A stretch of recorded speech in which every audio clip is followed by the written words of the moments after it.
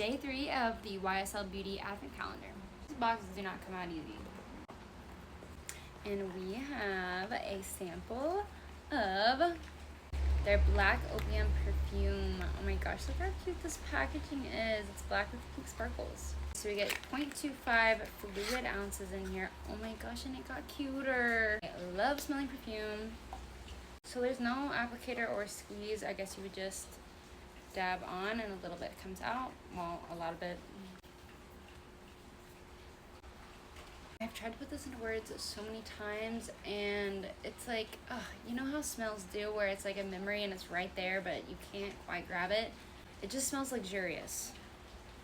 I don't know, but I love it. I also love travel sizes of perfumes because then you don't have to smell the same smell every day. You can switch it up, or if you get tired of it, like, you get the big bottles, and how many of us finish them? Like, truly. Come back for day 4.